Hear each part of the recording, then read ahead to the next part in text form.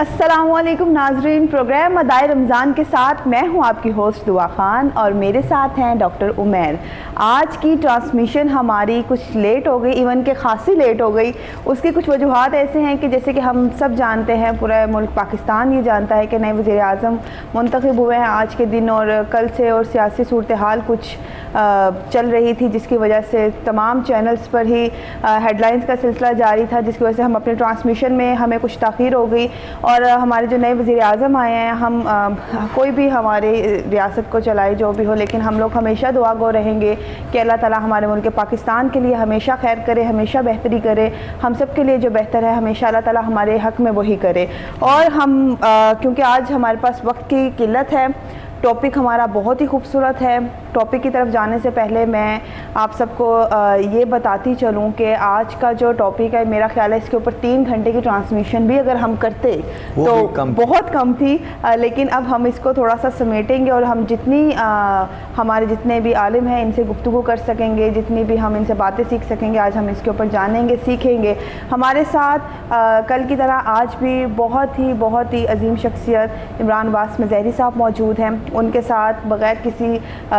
دیری کے میں آپ کو بتا دوں، کسی تعارف کے محتاج نہیں ہیں، پیر وقاص منور صاحب موجود ہیں، اور آج ہمیں ثنا خان ہیں، بہت خوبصورت آواز ہے، بہت اچھا کلام پڑھتے ہیں، حافظ عظیم قادری صاحب موجود ہیں۔ اور ناظرین، اسی کے ساتھ میں آپ کو ہمارے ٹاپک کی طرف اگر لے کے چلوں تو آج کا ہمارا ٹاپک حضرت بی بی خدیجہ سلام اللہ علیہا کی ذات پر ہے۔ آج ہم بی بی پاک کی ذات کو ڈسکس کریں گے، قبلہ سے ان کے جتنی بھی زندگی چلی ہے محمد صلی اللہ علیہ وآلہ وسلم کے ساتھ، جو زوجیت میں وہ آئی ہیں، اس کو لے کر ڈسکس کریں گے۔ اور اس سے پہلے میں چاہوں گی کہ عظیم صاحب ہمیں ایک نعت سنائیں۔ نعت کے فوراً بعد قبلہ ہم اپنے اس ٹاپک کی طرف آئیں گے، پیر صاحب اپنے اس ٹاپک کو ڈسکس کریں گے، کیونکہ بہت خوبصورت ٹاپک ہے آج، اور ہم یہ چاہیں گے کہ ٹائم بھی شارٹ ہے ٹاپک، لیکن بہت زیادہ خوبصورت ہے۔ تو ہم نعت کی طرف چلتے ہیں۔ جی عظیم بھائی۔ نصیباں والیانو یار دے دیدار ہوندے نے، نصیباں والیانو یار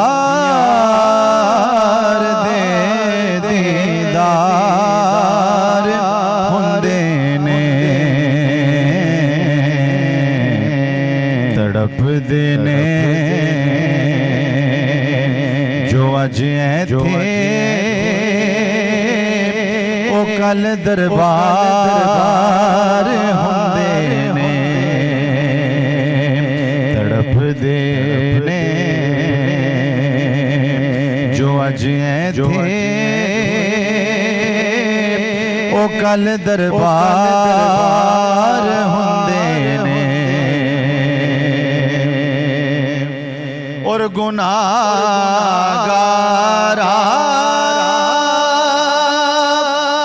غریباں لئی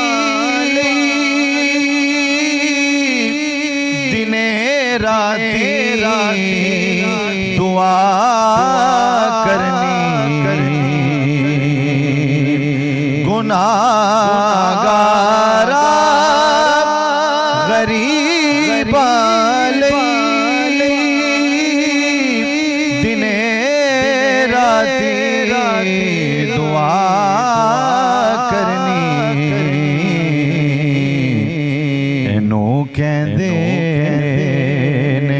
غمخاری تینج غمخار ہوندے نے، نصیباں والیانو یار دے دیدار ہوندے نے، اور سواری کرن لئی جسنوں ملن کندے محمد دے سواری کرن لئی جسنو ملن کندے محمد دے نو کہندے نے سرداری تینج سردار ہوندے نے نو کہندے نے سرداری تینج سردار ہوندے نے اور حسین ابن علی دسیا لٹا کے گئے سارا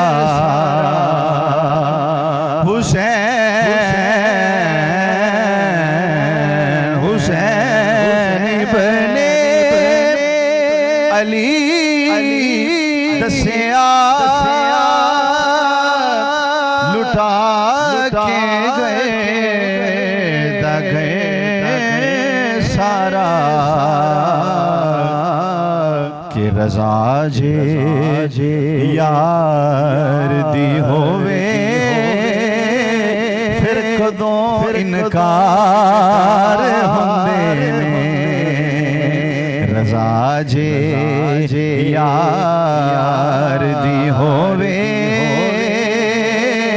کدوں انکار ہوندے نے نصیباں والیانو یار دے دیدار ہوندے نے اور مکتا ہے کہ ظہیرو خوف نہیں رکھ دے حشر دے امتحانہ دا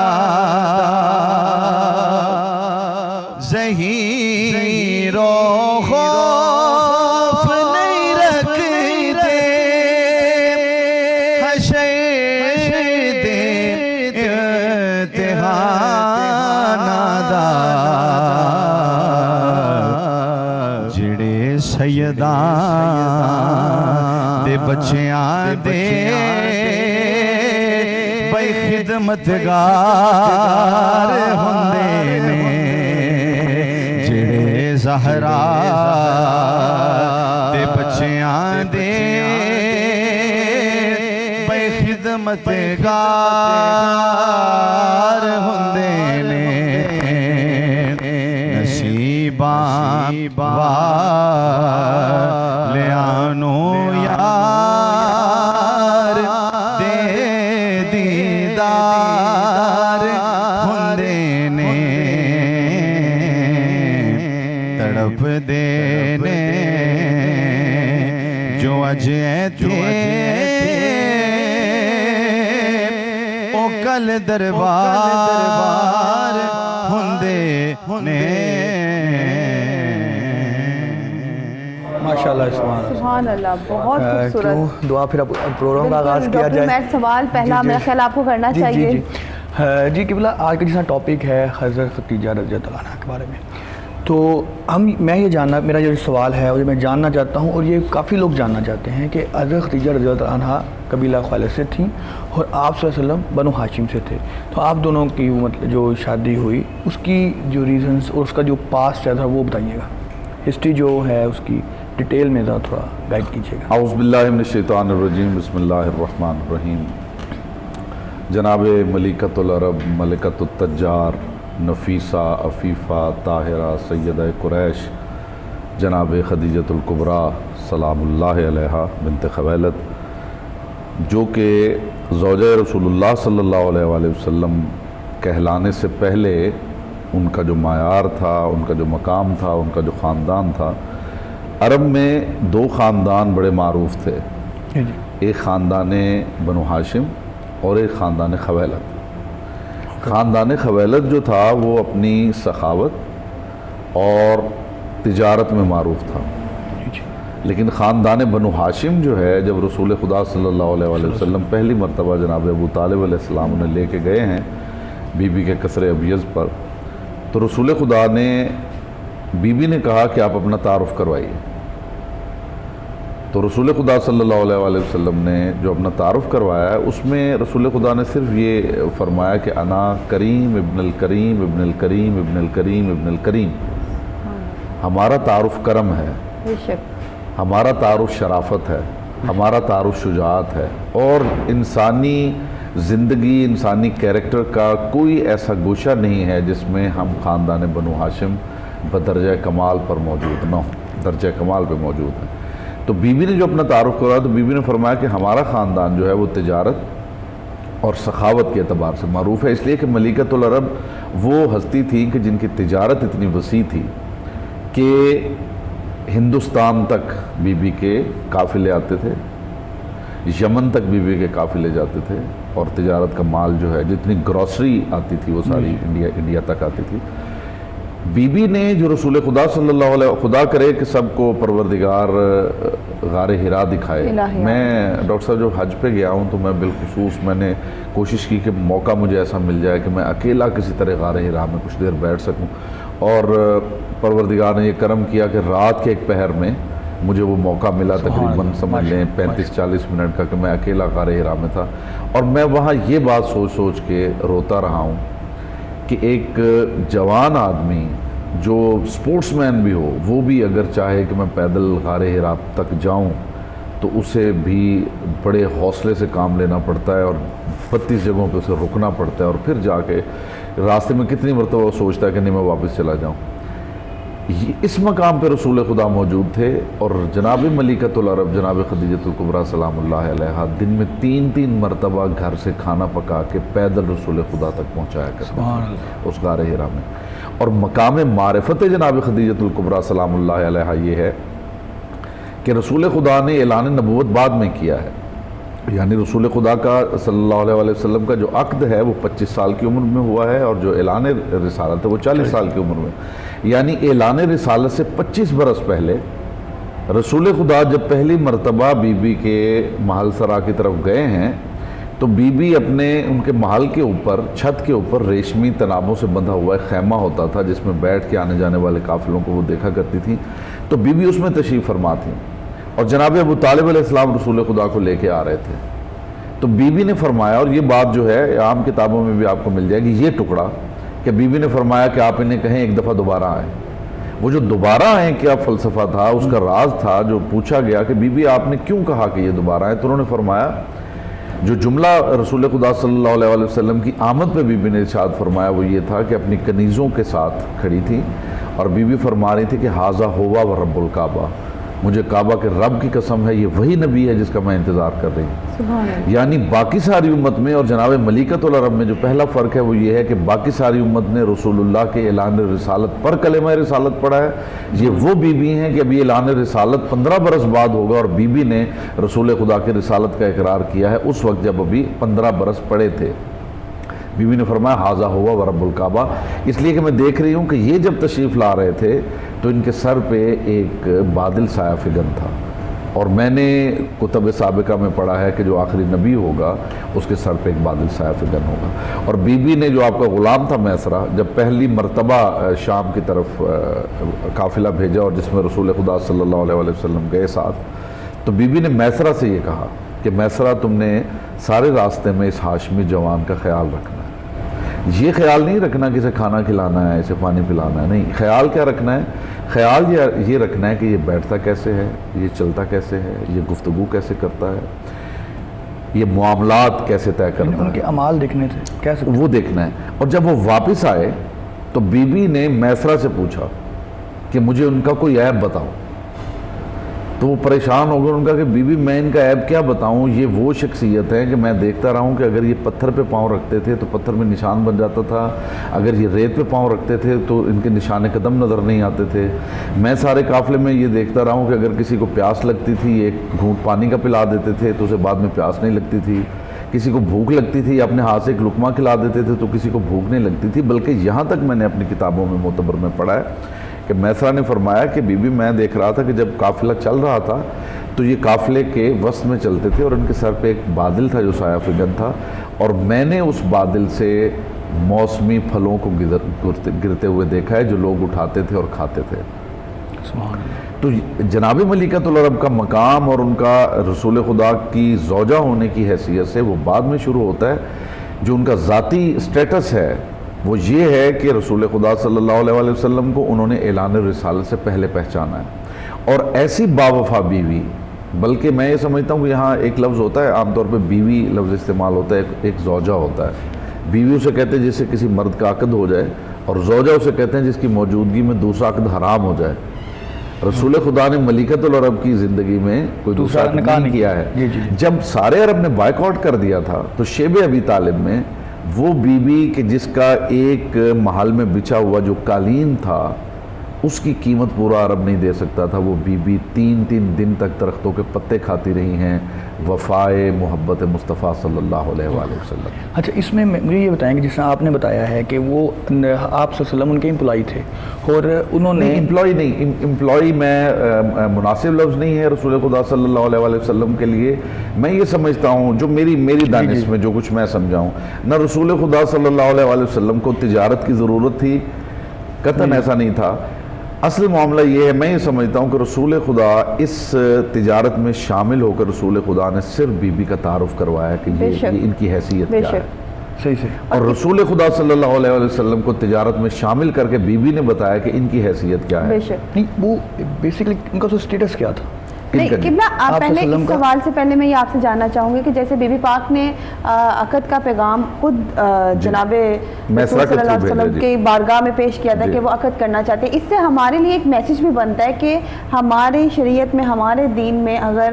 کسی لڑکی کو یہ پراپر ایک حق بنتا ہے کہ وہ اپنی پسند ظاہر کریں, کیونکہ بی بی پاک نے اپنی پسند ظاہر کر کے بتایا کہ اس طرح کوئی بھی لڑکی, ہماری کوئی بھی عورت اپنی پسند ظاہر کر سکتی ہے. بی بی پاک کے اس عمل سے ہمیں ایک میسیج یہ بھی ملتا ہے عورتوں کے لیے. تو آپ اس کے بارے میں کیا کہیں گے؟ کیا ایک جیسے کہ ہم سب جانتے ہیں کہ بی بی پاک کا, بے شک آپ کی بات سے میں ایگری کروں گی اور 100% ایگری کرتی ہوں کہ یہ بالکل اللہ تعالیٰ کی ذات نے یہ دو جو رشتے تھے یہ منوانے, ادھر سے بی بی پاک سے رسالت منوانی تھی اور ان سے بی بی خدیجہ کو انہوں نے منوانا تھا. لیکن اگر آپ ہمیں سے میسیج کے طور پہ دیں اس بات کو, تو آپ ہمیں اسے کس لحاظ سے دیتے ہیں آج کے ٹائم پہ؟ میسیج کے لیے آپ یہ دیکھیے کہ آج بھی جو عقد ہے اس کا طریقہ کار یہ ہے کہ ایجاب عورت کی طرف سے ہوتا ہے, قبول مرد کی طرف سے ہوتا ہے. حالانکہ عورت کی عزت, اس کا وقار, اس کی نسوانیت یہ تقاضا کرتی ہے کہ وہ خود اظہار نہ کرے, وہ اظہار نہ کرے. یعنی ہمارے ہاں معاشرتی دستور یہ ہے کہ لڑکے والے جاتے ہیں رشتہ مانگنے کے لیے, لڑکی کے والدین کبھی نہیں آتے کہ جی آپ کے ہاں کوئی رشتہ ہے تو ہمیں اپنی بیٹی کے لیے رشتہ چاہیے. یہ عورت کا وقار ہے, یہ عورت کا سٹیٹس ہے, یہ عورت کا مقام ہے. لیکن رسول خدا صلی اللہ علیہ وآلہ وسلم اگر اس رشتے میں پہل کرتے, رسول خدا یہ رشتہ طلب کرتے, تو رسول خدا پر عرب کے مشرک بہت سارے الزامات لگاتے کہ پیسے کی وجہ سے, دولت کی وجہ سے, تجارت کی وجہ سے انہوں نے کیا ہے. بی بی نے یہ سمجھ لیجئے کہ اپنی اس نسوانیت کو دفن کر دیا ہے, لیکن رسول خدا کے دامن پہ دھبا نہیں آنے دیا. تو بی بی نے جو ہے وہ ابتدا کی اور میسرہ کے ذریعے پیغام پہنچایا. اور یہی وجہ ہے کہ باوجود اس کے کہ اسلام جو ہے وہ عورت کی عزت وقار کے اوپر جو ہے وہ کمپرومائز نہیں کرتا, لیکن جب عقد کی بات ہوتی ہے تو ایجاب کا صیغہ عورت کی طرف سے ہوتا ہے, قبول کا صیغہ مرد کی طرف سے ہوتا ہے. صحیح ہو گیا. پیر صاحب, میں آپ سے جاننا چاہوں گی کہ آپ مجھے بتائیں کہ پاک بی بی کی دین اسلام میں کنٹریبیوشن کیا ہے, پاک بی بی نے کتنا میجر رول اس کے اندر پلے کیا ہے, اس کے بارے میں آپ مجھے تھوڑی سی بسم اللہ الرحمن الرحیم. اللہ پاک نے سیدہ خدیجہ الکبریٰ سلام اللہ علیہ کو یہ مقام دیا ہے کہ آپ کے مال سے اسلام کو نفع ہوا ہے. اور جب سیدہ خدیجہ الکبریٰ نے اسلام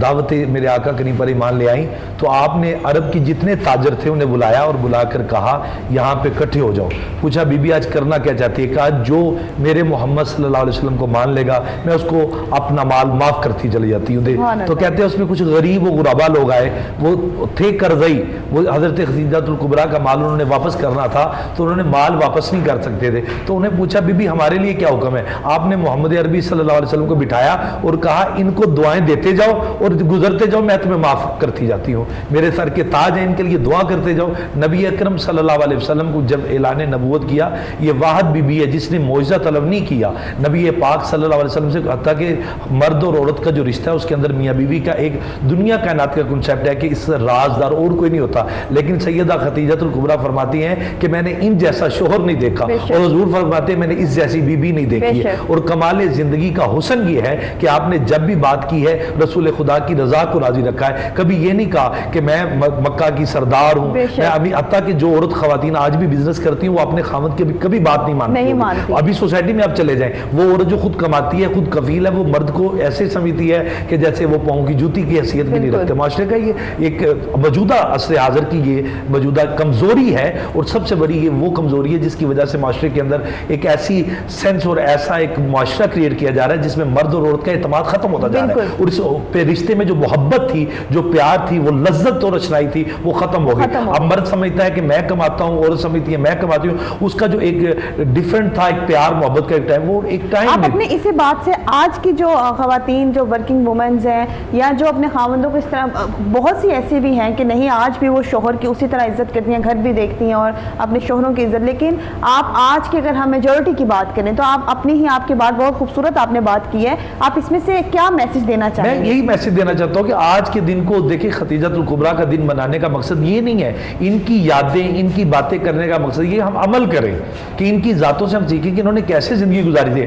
خدیجہ الکبریٰ سے نبی اکرم صلی اللہ علیہ وسلم کے, آپ دیکھیں تاریخ کی کتب کو اٹھا کر دیکھیں, کبھی یہ ڈیمانڈ نہیں ہے کہ خدیجہ الکبریٰ نے کہا کہ آپ کے ساتھ نکاح کرنے کے بعد مجھے یہ بھی پرابلم کریٹ ہوئی ہے, مجھے یہ بھی دکھ آیا ہے, مجھے یہ بھی دکھ آیا ہے, کبھی نہیں کہا. حتیٰ کہ دنیا کائنات میں ایسا صبر ہے خدیجہ الکبریٰ سلام اللہ علیہا کا کہ کائنات میں اگر کوئی خاتون, کوئی عورت اس کی مثال پیش کرنی چاہیے تو وہ ناممکن ہے, چونکہ نبی اکرم صلی اللہ علیہ وسلم کے در اقدس پہ رہ کر اگر فاقہ بھی آیا تو خدیجہ الکبریٰ نے سلام اللہ نے شکر کے ساتھ اس کو راضی کیا. آج خواتین کے پاس سب کچھ ہے, فیسلٹیز ہیں, لیکن اس کے باوجود وہ اپنے مرد سے راضی نہیں ہے. کیوں راضی نہیں ہے؟ کیونکہ انہوں نے کبھی خدیجہ الکبریٰ کی زندگی کو نہیں پڑھا, اس کی اسٹڈی کو مطالعہ نہیں کیا. اگر کبھی رسول پاک کی اس دنیا کائنات کی خواتین کی اگر ماڈل ہے تو وہ سیدہ خدیجہ الکبریٰ کی زندگی ہے. اور میں ایک پیغام دینا چاہتا ہوں جو اس میں سمجھتا ہوں کہ اس سے اہم میرے پاس جملہ نہیں ہے, اگر میں لانا بھی چاہوں نہیں ملے گا. نبی اکرم صلی اللہ علیہ وسلم جس کی تعریف کریں, جس کی تعریف رسول خدا کرے, ایسے کہہ لیں کہ زمین و آسمان کی ہر چیز اللہ کی تعریف کرتا ہے, جیسے مشرق مغرب شمال جنوب جنات, یہ صبح شام ہر چیز اللہ کی تعریف, اور اللہ اپنے محمد کی تعریف کرتا ہے, اور محمد مصطفیٰ منبر پہ بیٹھ کے خدیجہ الکبریٰ کی تعریف کرتے ہیں. تو کیسی وہ عظیم خاتون ہوگی جس کی تعریف رسول خدا کریں, اور جس کی تعریف رسول خدا کریں وہ اپنی زبان حال سے, اپنی مرضی سے نہیں کرتے. وما ینطق عن الہویٰ ان ہوا الا وحی یوحیٰ, میرا نبی اپنی مرضی سے نطق بھی نہیں کرتا, میرا رسول تب بولتا ہے جب ہم وحی کرتے ہیں. تو خالق کائنات نے وحی کر کے کہا ہوگا اے محبوب منبر پہ بیٹھ کر بتا تو صحیح خدیجہ الکبریٰ کا صبر کیسا ہے, بتا تو صحیح اس کی قربانیاں کیسی ہیں, بتا تو صحیح اس کی رضائے محبت کا دامن کیسا ہے, بتا تو صحیح اس نے دولت کو قربان کیسے کیا ہے. تو خدیجہ الکبریٰ کے جب یہ کمالات, یہ اوصاف رسول پاک نے بیان کیے ہوں گے تو امت کو بتایا ہوگا کہ معاشرے کی عورتوں, اگر تم چاہتی ہو کہ گھر میں انقلاب ہو, گھر میں امن ہو, گھر میں شانتی ہو, تو پھر دروازے خدیجہ الکبریٰ کی طرف. ہم اکثر یہ میں اس کے اوپر ایک بات کرنا چاہوں گی, ہم اکثر یہ بات دیکھتے ہیں کہ ہم جیسے پاک سیدہ سلام اللہ علیہا کی زندگی کو ہم اس کو ڈسکس کرتے ہیں کہ ہم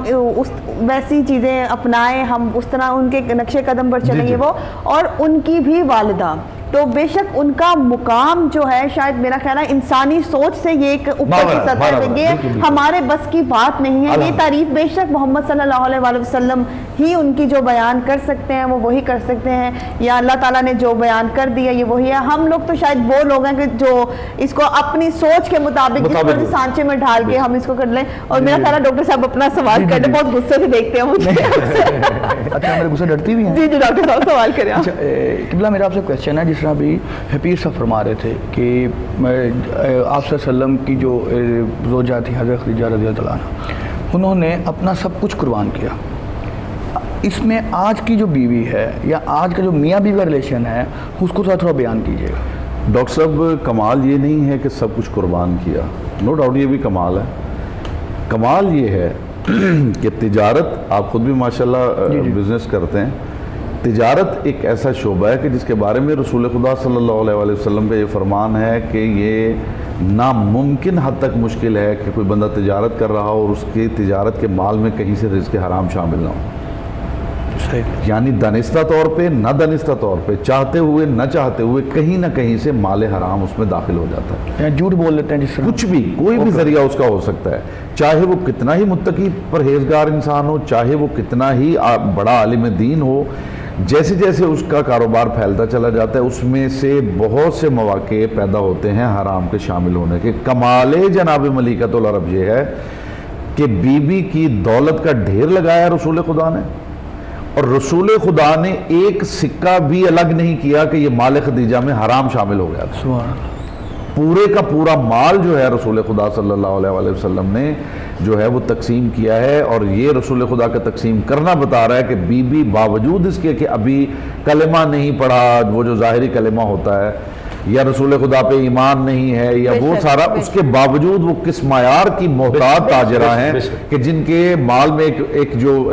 اشرفی ہے وہ بھی حرام کی شامل نہیں ہوئی. اور پھر بی بی کا ایک اور کمال بتاؤں,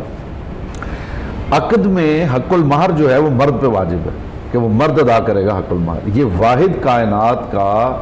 عقد ہے جس میں بی بی نے یہ اعلان کیا کہ یہ مہر میں خود ادا کروں. اچھا یہ یہاں پہ یہ کویشچن بنتا ہے کہ نبوت کے بعد جب آپ سے نبوت آئی تب یہاں پہ چلا نکاح کا طریقہ کیا ہے. حق میں تو تب بنا نا, حق میں تب آیا, تو پہلے تو نہیں تھا. جی تو پہلے تو اب اس پہ تو کہنا ایک کنٹروورشن آ جاتی ہے نا کہ پہلے پھر حق میں کس طرح دیا گیا. خاندان بنو ہاشم میں تو ہمیشہ سے ہی عقد تھا, نکاح کا خاندان ہاشم تھا. میں حق میں کی بات, جی حق المہر کی بات, حق المہر اگر نہ ہو تو عقد ہوتا ہی نہیں ہے. پہلا جو عقد ہے جناب حوا اور جناب آدم علیہ السلام کا جو عقد ہوا ہے اس میں بھی پروردگار نے کہا کہ آدم میں تیرا عقد حوا کے ساتھ کرنا چاہتا ہوں, تیرے پاس حق المہر میں کیا ہے. تو جناب آدم نے کہا پروردگار میں تو ابھی بناؤں, میری تو جیب بھی نہیں ہے, جیب خالی ہونا تو بات کی بات ہے, میری تو جیب بھی نہیں ہے, تو میں کیا ادا کروں. تو پروردگار نے کہا کہ 5 مرتبہ درود میرے مصطفیٰ اور ان کی آل پہ بھیجو, یہ تمہارا حق المہر ہے. جناب آدم علیہ السلام نے حق المہر جو ہے وہ ادا کیا, اور انبیاء کی سنتوں میں حق المہر رہا ہے. خاندان خویلد ظاہری اعتبار سے, وہی میں نے عرض کیا نا کہ ظاہری اعتبار سے جو معیارات تھے وہ اور تھے, لیکن یہ خاندان معمولی خاندان نہیں تھا. کتب سابقہ کے عالم تھے اور انبیاء کی جو سنت ابراہیمی ہے اس کو یہ سمجھتے تھے. جو میں بات کرنا چاہتا تھا وہ یہ ہے کہ بی بی نے پس پردہ یہ کہا کہ میں اپنا مہر خود ادا کروں گی. تو جو زنان بنو ہاشم تھیں اور جو زنان خویلد تھیں انہوں نے یہ کہا کہ بی بی کسی عورت نے کبھی اپنا حق المہر بھی دیا ہے؟ تو بی بی نے فرمایا کسی کو محمد جیسا دلہا بھی ملا ہے. سبحان اللہ. یہ مہر میں اس لیے ادا کر رہی ہوں. اب یہ دیکھیے یہ کانسیپٹ ہے جو آپ نے فرمایا نا کہ آج کی عورت, آج ہماری بیٹی, ہماری بہن جو کسی کے گھر میں جاتی ہے تو وہ کیا میسج لے سکتی ہے بی بی کی حیات طیبہ اور اسوہ حسنہ سے. بی بی نے جب یہ فرمایا تو انہوں نے پوچھا کہ آپ اپنا حق المہر کیوں دے رہی ہیں؟ تو انہوں نے فرمایا کہ میں یہ اس لیے دے رہی ہوں کہ رسول خدا صلی اللہ علیہ وسلم سے میں صرف عقد نہیں کر رہی, ان پر ایمان لائی ہوں, اور ایمان لانے کا مطلب یہ ہے کہ جو میرا ہے وہ سب ان کا ہے. اب یہ میرے مال کے یہ مالک ہیں, تو مہر ان کے مال سے ادا ہو رہا ہے, میرے مال سے نہیں. سبحان. یہ جو بات ہے اصل میں وہ یہ کہنا چاہ رہی تھی کہ میں اپنے آپ کو نام کر چکی ہوں رسول خدا کے, میرا جو کچھ ہے وہ ان کا ہے. یعنی اس کا مطلب یہ ہے کہ سب سے پہلے تو میسج یہ ملتا ہے جناب خدیجہ کے جملے سے کہ رسول خدا کا کلمہ صلی اللہ علیہ وسلم کا پڑھنے کا مطلب یہ نہیں ہے کہ بس آپ کلمہ پڑھیں, اس کا مطلب ہے سر نہادن, اس کا مطلب ہے سر تسلیم خم کرنا, اس کا مطلب ہے اپنے آپ کو ان کے سپرد کرنا, اس کا مطلب ہے میری جان, میرا مال, میری ناموس, میرے رشتے, میری زندگی, میری آخرت, سب کچھ رسول خدا اس کے مالک ہیں. یہ جو ملکیت رسول خدا ہے، اور بی بی نے اس کو پروو بھی کیا بے شک۔ اور پھر محل سے نکل کے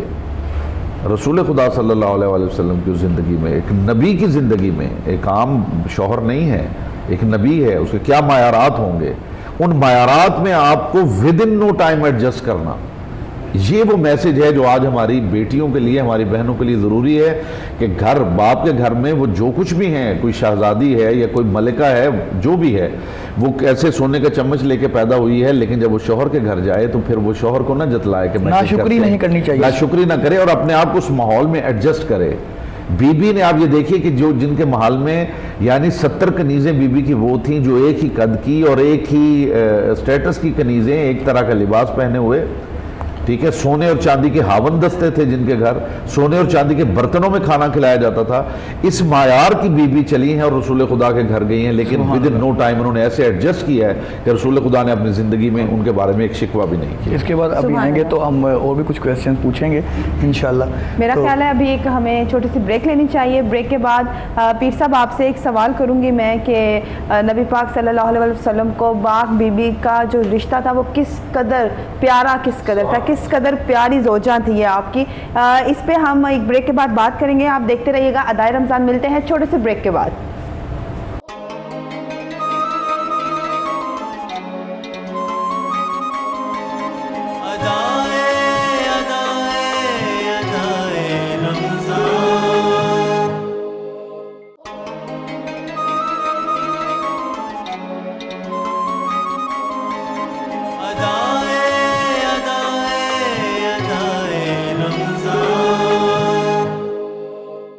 ویلکم بیک ناظرین، ہم آ گئے ہیں واپس اور آپ دیکھ رہے ہیں پروگرام ادائے رمضان۔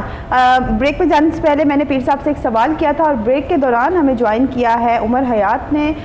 بہت اچھے ثنا خواں ہیں، بہت اچھا پڑھتے ہیں، بہت اچھی اللہ تعالیٰ نے آواز عطا کی ہے، ان سے ہم ضرور کلام سنیں گے، لیکن اس سے پہلے میں نے پیر صاحب سے ایک سوال کیا تھا کہ نبی پاک صلی اللہ علیہ وسلم کی کس قدر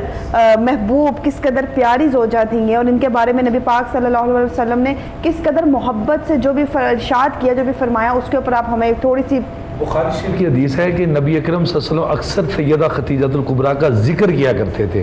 دیگر ازواج مطہرات میں بیٹھ کر آپ ان کا ذکر کیا کرتے تھے۔ حضرت عائشہ صدیقہ فرماتی ہیں ایک دن کہ یا رسول اللہ آپ کی نوجوان خواتین بھی ہیں تو آپ وہ 40 سال والی بوڑھی عورت کو ہی یاد کرتے ہیں، تو آقا کریم نے ناراضگی کا اظہار کیا۔ آقا نے فرمایا خدیجہ کے برابر کوئی نہیں ہو سکتا اور وہ میری محبوب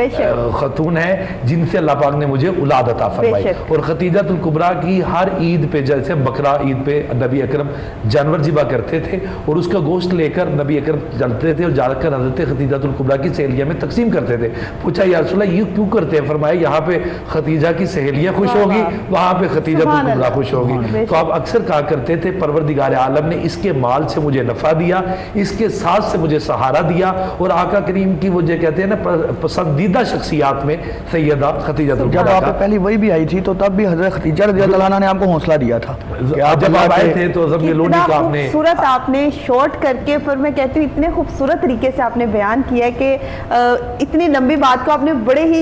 شارٹ طریقے سے بیان کر دیا۔ میں اس کے لیے آپ کو پراپر اپنی طرف سے داد دینا چاہتی ہوں۔ اور میرا خیال ہے ہمارے پاس ٹائم کا اتنا وہ ایک اس ٹائم کنجسٹڈ ہے، کیونکہ جیسے آپ سب کو بتایا کہ ملکی حالات کیا جو بھی سلسلہ بنا رہا اس وجہ سے ہماری کافی چیزیں، ہمارے کافی سیگمنٹس بالکل چھوٹ گئے ہیں۔ تو میرا خیال ہے ڈاکٹر عمیر کا ایک سوال ہے قبلہ صاحب سے، آپ میں ایک سوال پہ جانے سے پہلے ہم نعت کی طرف میرا خیال ہے نعت ہم قبلہ صاحب کی سوال کہ میرا خیال ہے پہلے نعت کر لیں، پھر تھوڑا سا ایک کلام ہو جائے گا، ایک اچھا ماحول بھی ہو جاتا ہے۔ جی جی۔ درے اقدس پہ حالے دل سنانا یاد آتا ہے، مدینہ یاد آتا ہے، درے اقدس پہ حالے دل سنانا یاد آتا ہے، مدینہ یاد آتا ہے،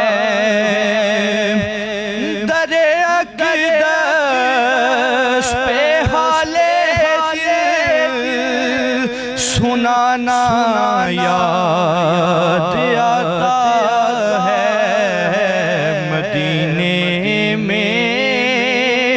جو گزرا وہ زمانہ یاد آتا ہے مدینہ یاد آتا ہے خدا کے نور کے جلوے جو دیکھے ہیں مدینے میں خدا کے نور کے جلوے جو دیکھے ہیں مدینے میں مجھے رہ کہ وہ منظر سہانا یاد آتا ہے مدینہ یاد آتا ہے تڑپتا ہے میرا دل اور تڑپتی ہیں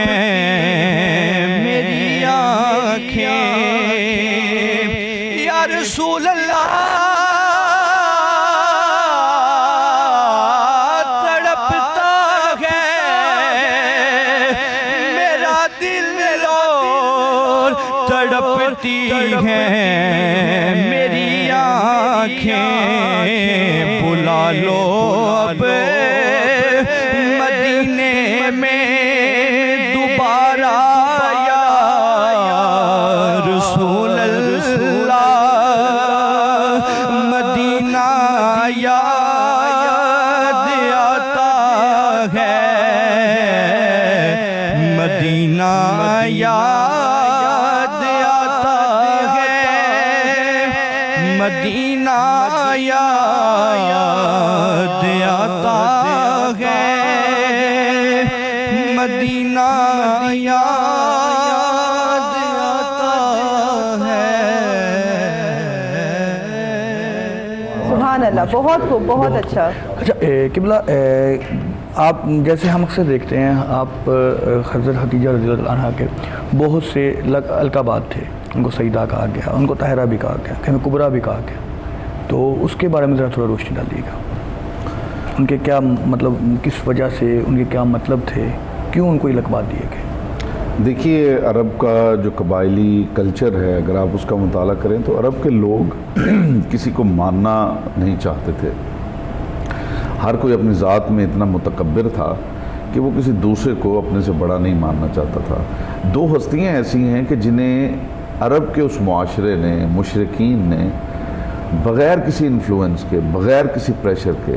خود مانا ہے۔ جی جی، ان میں ایک تو ذات رسول اللہ صلی اللہ علیہ وسلم، صحیح سے، جنہیں صادق اور امین عرب کے اس معاشرے نے کہا نبوت سے پہلے، نبوت سے پہلے، جی یہ بات ہے، نبوت سے پہلے کہ یہ صادق ہیں اور یہ امین ہیں۔ یہی وجہ ہے کہ جب وہ ہجرت کر کے گئے ہیں مکہ سے مدینہ تو وہ لوگ جو مارنے آئے تھے انہی کی امانت رسول خدا صلی اللہ علیہ وسلم کے پاس پڑی تھی، لیکن انہیں اتنا یقین تھا کہ اگر معاذ اللہ انہیں مار بھی دیا جائے تو ہماری امانتیں ہم تک ضرور پہنچیں گی۔ یہ ان کا یعنی ان کا کردار، ان لوگوں کا وہ ایمان تھا ان پہ، وہ یہ سمجھ لیں انہوں نے کردار کا کلمہ پڑھ رکھا تھا، جیسے میں نے لاسٹ پروگرام میں بات کی کہ وہ ان کی نبوت کا کلمہ نہیں پڑھتے تھے لیکن ان کے کردار کا کلمہ بہرحال انہوں نے پڑھا تھا۔ اسی طرح دوسری ہستی جو ہیں وہ جناب خدیجۃ الکبریٰ سلام اللہ علیہا، کہ ان کو عرب کا وہ معاشرہ جو عورت سے اتنی نفرت کرتا تھا کہ عورت کو پاؤں کی جوتی سمجھتا تھا، وہ بیٹیوں کو زندہ دفن کر دیا کرتا تھا، وہ لوگ جناب خدیجہ کو سیدہ اور طاہرہ کہہ کے بلایا کرتے تھے۔ اچھا، سیدہ وہ کہہ رہے تھے جو کسی دوسرے کو بڑا ماننے کو تیار ہی نہیں تھے، اور طاہرہ وہ کہہ رہے تھے جو 2-2 سال نہ نہانے میں فخر محسوس کرتے تھے۔ یعنی عرب کا وہ معاشرہ، اگر آپ پوئٹری پڑھیں، لٹریچر میں آپ پڑھیں تو وہ لوگ باقاعدہ طور پہ فخری اشعار لکھتے تھے کہ میں وہ ہوں کہ جس نے 2 سال سے غسل نہیں کیا۔ یہ ان کے لیے فخر تھا کہ بال جڑے ہوئے ہیں اور برے حال ہیں، اور وہ لوگ بی بی کو طاہرہ کہا کرتے تھے. اس کا مطلب ہے کہ بی بی کا معیار ان کے سامنے ایسا تھا کہ وہ لوگ جو طہارت سے نابلد تھے, جو پاکیزگی سے ناآشنا تھے, وہ بی بی کو طاہرہ کہہ کے پکارا کرتے تھے. وہ بی بی کو سیدہ قریش کہا کرتے تھے. سیدہ قریش یعنی قریش کی سیدہ. اور پھر کمال کی بات یہ ہے کہ صرف یہ نہیں ہے کہ وہ لوگ دوسروں کو نہیں ماننا چاہتے تھے. اگلی بات جو مشکل ہے وہ یہ ہے کہ عورت کو تو وہ پاؤں کی جوتی سمجھتے تھے. عورت کو سیدہ ماننا, سیدہ مانی لیڈر, سیدہ مانی آقا, سیدہ مانی راہبر, سیدہ مانی پیشوا. تو ایک عورت کو وہ سیدہ کہہ کے پکارتے تھے. یہ ان کے کردار کا وہ گوشہ ہے جسے تاریخ ہست و نیس میں جس کی مثال نہیں ملتی. اور پھر خدیجۃ الکبریٰ, جن لوگوں نے اسلام قبول کیا ہے ڈاکٹر صاحب, جیسے انہوں نے اسلام قبول کیا, جو ماضی میں ان کے نام تھے, ان کے ظاہر پیرنٹس نے رکھے ہوئے تھے. رسول خدا صلی اللہ علیہ وسلم نے کلمہ پڑھتے ان کے نام تبدیل کیے, ان کے نام بدلے. بی بی کا نام پہلے بھی خدیجہ تھا, بعد میں بھی خدیجہ ہے. اور پھر اگلی بات یہ ہے کہ جو کبریٰ ہے, کبریٰ ایک ریلیٹیو ٹرم ہے, جیسے اکبر ایک ریلیٹیو ٹرم ہے. کوئی چیز چھوٹی بڑی نہیں ہوتی. ایک چیز اگر آپ چاہتے ہیں کہ اسے بڑا دکھایا جائے تو اس کے مقابل آپ کو کوئی چھوٹی چیز لانی پڑے گی تو وہ بڑی ہو جائے گی, اور اگر اس کے مقابل کوئی اور بڑی لے آئیں تو وہ چھوٹی ہو جائے گی. یعنی یہ ریلیٹیو ٹرم ہے. اکبر تب ہوتا ہے جب کوئی مقابل میں اصغر بھی ہو, اس کی تانیث ہے کبریٰ. کبریٰ تب تک نہیں ہو سکتی جب تک مقابلے میں کوئی صغریٰ نہ ہو. ٹھیک ہے نا. یہ وہ بی بی ہیں کہ جو اپنی ذات میں کبریٰ ہیں, مقابل میں کوئی صغریٰ ہے ہی نہیں ہے. خدیجہ صغریٰ آپ کو نہیں ملے گی, خدیجۃ الکبریٰ ہی, یعنی ذات میں وہ بلندی موجود ہے. جیسے پروردگار عالم کے بارے میں جب ہم اسے اللہ اکبر کہتے ہیں تو کوئی اللہ اصغر موجود نہیں ہے, وہ اپنی ذات ہی میں اتنا بلند ہے, وہ اپنی ذات میں کبریا ہے. ان کا کیریکٹر, ان کا کردار, ان کی ذات ایسی تھی کہ ان کو ان کی ذات کی وجہ سے کبریٰ کہا جاتا تھا, یعنی خدیجۃ الکبریٰ. ایسا نہیں تھا کہ رسول اللہ کے ازواج میں کوئی اور خدیجہ بھی تھی جو صغریٰ تھیں اور ان کے مقابلے میں یہ کبریٰ تھی, بلکہ اپنی ذات کردار کی بیس پہ, ان کی ذاتی سٹیٹس. اور پہلے انہوں نے یہ بات کی کہ ان کی ماں جب ورقہ بن نوفل نے جب عقد ہوا ہے بی بی کا, تو میسرہ نے آ کے کہا کہ ورقہ بن نوفل نے کہ بی بی کیسا انتظام ہونا چاہیے. تو بی بی نے فرمایا کہ انتظام ایسا ہو کہ اس خاندان بنو ہاشم کو پتہ چلے کہ ہم خاندان خویلد ہیں. تو ورقہ بن نوفل نے کہا کہ بی بی میں جیسا انتظام آپ چاہیں گے میں ویسا کروں گا, لیکن میری ایک شرط ہے کہ مجھے جنت کی رسید لکھ کے دیں. مجھے آپ لکھ کے دیں کہ میں جنت میں جاؤں. تو بی بی نے فرمایا کہ ورقہ میں کیسے لکھ کے دے سکتی ہوں کہ تم جنت میں جاؤ گے. تو ورقہ نے کہا کہ میں کتب سابقہ کا عالم ہوں اور میں جانتا ہوں کہ آپ خاتون جنت کی ماں بننے والی. سبحان اللہ. یہ کیسے ممکن ہے کہ جو خاتون جنت ہے, جو جنت کی ملکہ ہے, اس کی ماں کسی کو رسید دے اور اسے جنت نہ ملے؟ تو آپ مجھے لکھ کے دیں. تھینک یو سو مچ قبلہ. آج کا ٹاپک جو تھا پہلے کی طرح بھی یہی کہوں گی کہ بہت تفصیل والا ٹاپک ہے, بہت ٹائم چاہیے اس ٹاپک کے لیے, لیکن میں آپ سب کا شکریہ ادا کروں گی. آپ سب نے اپنا اتنا قیمتی وقت ہمیں دیا, اور چاہے ہمارے پاس آج ٹائم کی قلت تھی لیکن آپ لوگوں نے اپنا بھرپور تعاون کیا ہمارے ساتھ, اور میں اپنی